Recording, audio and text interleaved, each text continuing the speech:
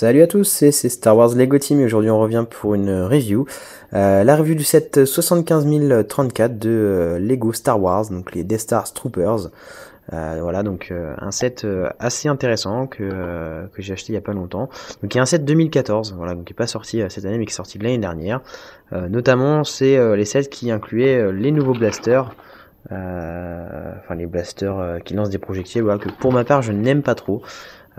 Mais bon, après, c'est des jouets, c'est assez ludique, donc voilà, c'est quand même un bon point pour Lego. Après, moi, en tant que moqueur, c'est pas des blasters qui sont jolis à mettre dans les mocks. Donc, ce set est assez sympathique. Donc, on retrouve l'iconographie 2014 avec Dark Vador, des figurines assez intéressantes, donc deux Royal Guard, et deux artilleurs de l'étoile noire, voilà, donc c'est plutôt sympa, des figurines assez détaillées, je les présenterai tout à l'heure, et un petit canon, voilà. Donc sur ces boîtes là, pas encore le logo Disney, donc ça c'est plutôt une bonne nouvelle. À l'arrière, donc une explication du système de flic missile, voilà, qui est un système que je n'aime pas pour ma part. Je trouve que Lego peut vraiment mieux faire que ça. Voilà, canon articulé, les nouveaux blasters, une petite mise en scène. Voilà, voilà, donc une boîte assez sympathique, plutôt soignée. On va passer donc maintenant à l'ouverture de la boîte et donc à la présentation du contenu des sachets.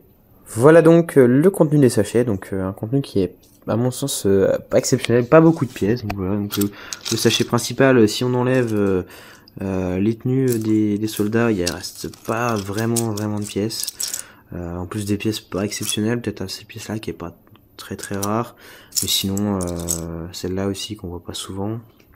Mais sinon le reste c'est des pièces vraiment assez courantes et qu'on trouve assez facilement.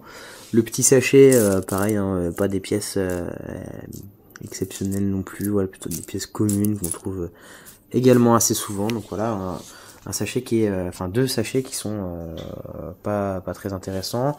Là-dedans, donc les capes des personnages hein, qui sont toujours dans une boîte de protection chez Lego, et le guide de montage qui est plié. On sait jamais, enfin je sais pas pourquoi il le plie, parce que enfin, quand on voit le guide de montage et qu'on voit à côté la taille de la boîte, on se dit qu'il n'y a pas vraiment besoin de le plier. Donc voilà, c'est toujours embêtant. Après, il faut le replier dans l'autre sens pour qu'on puisse le lire correctement.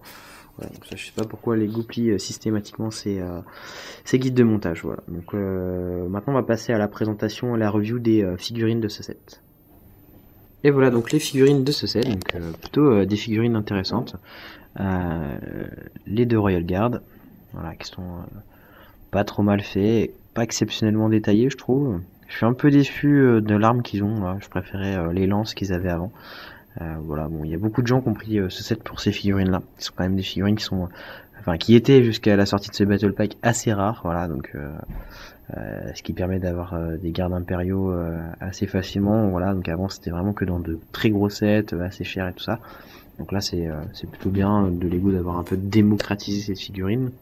Voilà, même si la cohérence n'est pas pertinente, parce qu'on voit pas ce que viennent faire les gardes royaux avec les artilleurs impériaux, enfin il n'y a pas de logique dans tout ça, ça n'arrive jamais dans le film, enfin voilà, c'est pas très cohérent, mais ça permet d'avoir ces figurines là. Et la deuxième figurine, bien sûr, donc l'artilleur impérial, qui est vraiment joli. On voit pas très bien, peut-être ça va faire la mise au point. Sur le casque, il y a le logo de l'Empire, très belle sérigraphie, dans le dos aussi, voilà, les blasters. Le visage a été aussi soigné. Voilà. Là comme ça, il manque plus qu'une petite casquette et à s'y méprendre on croirait un officier impérial. Donc c'est plutôt pas mal. Franchement, moi c'est vraiment pour ces figurines là que j'ai pris ce set. Voilà, donc qui sont assez sympathiques. Évidemment on a plein de rune plate en plus pour les blasters. Voilà, donc une dizaine de rune plate en tout. Parce que bon, c'est des pièces qui se perdent assez facilement si on les utilise dans le blaster, voilà. Donc deux figurines plutôt sympathiques. À noter bien sûr que les gardes impériaux ont une tête noire, donc il n'y a pas de sérigraphie sur leur visage.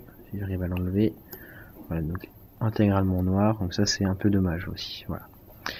Il y a un nouveau set qui est sorti en 2015, donc les Shadow Troopers Battle Pack où il y a 2 Stormtroopers noirs et 2 Royal Guard noirs. Donc à voir ce que ça donne. A priori ils ont juste inversé les couleurs là c'est noir et la tête est rouge.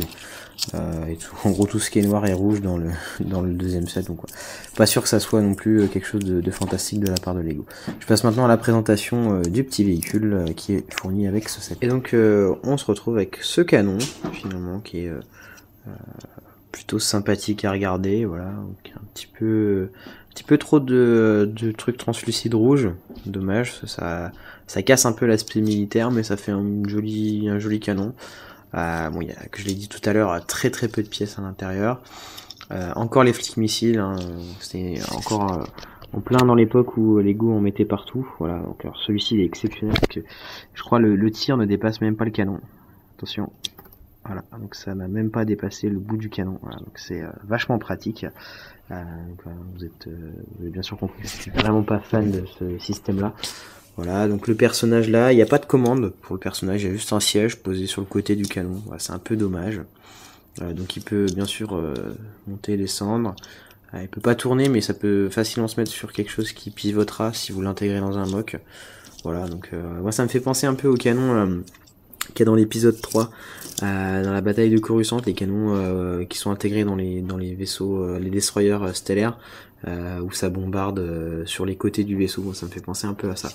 Voilà, donc un canon qui est, voilà, somme toute pas fantastique, mais plus sympathique quand même. Voilà, donc c'est Star Wars Lego Team, merci d'avoir regardé cette review, on se dit à bientôt pour une prochaine vidéo, n'hésitez pas à mettre un pouce vert si vous avez aimé cette vidéo, à commenter éventuellement, ou à regarder d'autres vidéos de ma chaîne, vous pouvez également vous abonner, donc Star Wars Lego Team, et je vous dis à bientôt pour une prochaine vidéo.